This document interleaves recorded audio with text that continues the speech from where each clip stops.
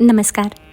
प्राध्यापक डॉक्टर सुरेश मेणे लिखित मनाचे श्लोक अध्यात्माची पाऊल वाट ह्या पुस्तकाचे क्रमशः वाचन. आजचा भाग. नभी वावरे सो अणुरेणु काही, रिता ठावया राघवे वीण नाही. तया पाहता पाहता तेची झाले, तेथे लक्ष आलक्ष सर्वै बुडाले. परमात्म स्वरूपाचे वर्णन करताना समर्थ आपल्याला सांगतात की परमेश्वर सर्वाठायी आहे. इतकेच काय, पण आकाशामध्ये जो काही सूक्ष्मात सूक्ष्म असा जो अणुरेणू कण आहे त्यात सुद्धा परमेश्वर भरलेला आहे. त्यामुळे या ब्रह्मांडातील सूक्ष्मात सूक्ष्म जे काही असेल तेथे भगवंत भरलेला आहे व महाप्रचंड असे जे काही असेल त्यातही परमेश्वर भरून राहिलेला आहे. केवळ तो सजीवांमध्ये आहे असे नाही, तर तो निर्जीवांमध्ये देखील आहे. या संपूर्ण चराचरामध्ये तोच भरलेला आहे. हे ज्ञानेश्वरांनी जाणले, म्हणूनच त्यांनी रेड्याच्या मुखी वेद वदवले. तर चांगदेवाला सामोरे जाताना निर्जीव भिंतीला चालण्याची आज्ञा केली. विशेष म्हणजे ती निर्जीव भिंतसुद्धा चालू लागली.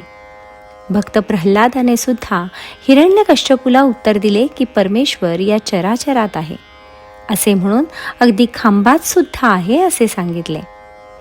हिरण्यकश्यपूने खांबाला लाथ मारताच त्यातून भगवान नृसिंह अवतारात प्रकट झाले. या व अशा अनेक गोष्टींवरून आपल्या लक्षात येईल की जगामध्ये भगवंत नाही अशी रिकामी जागाच नाही. समर्थ म्हणतात की रिता ठावया राघवे वीण नाही. असा तो परमात्मा सर्व ब्रह्मांडाला व्यापून देखील या ब्रह्मांडाचा स्वामी म्हणून उरलेला आहेच. पण हे सारे काही जाणून घेणे महत्त्वाचे आहे. सर्वप्रथम मीपणा टाकून दिला पाहिजे. देहाची व प्रपंचाची आसक्ती कमी केली पाहिजे. म्हणजेच देहबुद्धी कमी झाली पाहिजे. देहबुद्धी कमी झाली की मग माणूस आपल्यातल्या आत्म्याला जाणून घेण्याचा प्रयत्न करेल. एकदा का त्याला आत्म्याचे ज्ञान झाले म्हणजे त्याला हे कळेल की देह नाशवंत आहे. त्यामुळे तो देहाचे लाड करणे बंद करेल व अविनाशी अशा आत्म्याची स्वतंत्रपणे ओळख ठेवेल.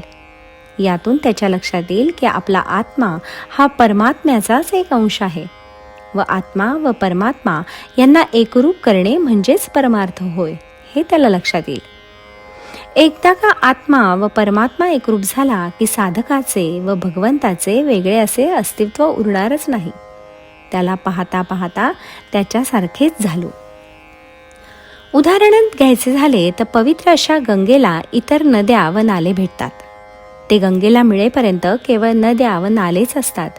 पण ज्या क्षणी त्यांची गंगेच्या प्रवाहाबरोबर भेट होते तेव्हा तेही गंगामय होतात व गंगेचाच एक भाग होतात.